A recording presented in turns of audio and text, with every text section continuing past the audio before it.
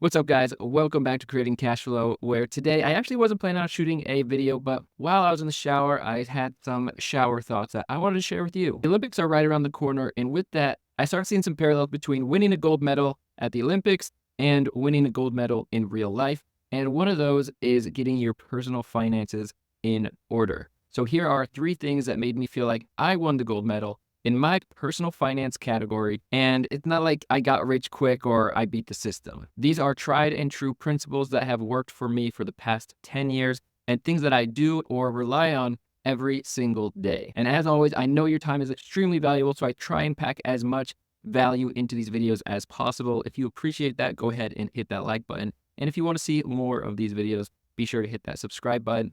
It really helps as we try and spread the message to help other people be successful financially. So the first thing is I started making my money work for me. And how I did that is very simple, and you can do it too. So the first one is I have a high yield savings account. A high yield savings account is extremely easy to set up. It's just like a normal bank account. I use Wealthfront, and as soon as you start putting your money in there, your money technically is just sitting there. It's not invested, so it's not at risk at all, but it starts earning you interest. And right now it is a 5% interest, which is pretty good. One of the most competitive on the market. So any of my short-term money, I keep in Wealthfront. So my emergency fund, all of my savings for anything that I want to purchase in the next year or two, all just sit in Wealthfront. So it's liquid, it's safe, and it's constantly earning money for me at no risk. The other way I like to make my money work for me is through investments. And investments can seem overwhelming or daunting,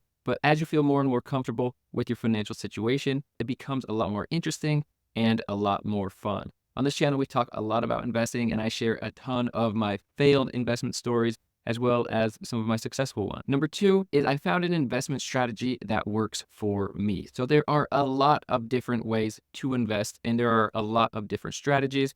When I first started investing, I would chase one investment strategy over here and another investment strategy over here. But that actually ends up becoming pretty complicated to keep track of all your different investment strategies, especially since you probably aren't doing this as your full-time job. You probably have a normal job. You may have kids, family, a lot of different things going on in your life.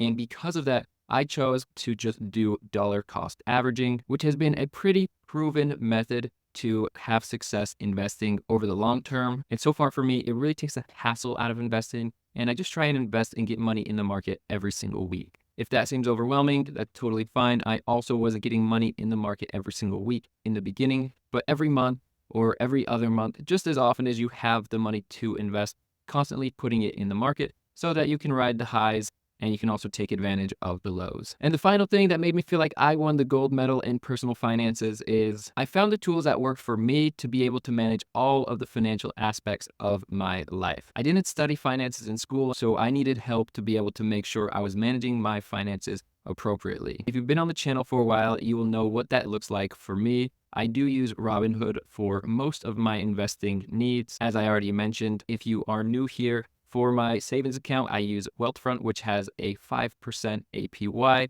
on my money, so it's constantly earning me interest, and it's been a really good bank so far. For investing in stocks, index funds, and ETFs, I primarily use Robinhood, which does have some limitations, but I found it very easy to use, and for that, I think it's worth it. And finally, to keep track of all of my budgeting, expenses, savings, everything like that, I use YNAB, which stands for You Need a Budget. And they also have a pretty user-friendly web application and mobile app where you can go through and see all of the transactions that you've made on any of your credit cards. It links up with all of your different savings accounts and has finally turned the dreaded finance night of checking in on where you are financially. It's made that so much better and honestly, even a little fun. I love going through and seeing and approving all the different expenses that I've had, and then also allocating all of my money that I've made to different buckets, whether it's my expenses or different things I'm saving for. So just to quickly recap, I started making my money work for me. I found an investing strategy that I liked, and I've stuck with it for about 10 years. And finally, I found which tools work best for me to be able to manage my personal finance situation.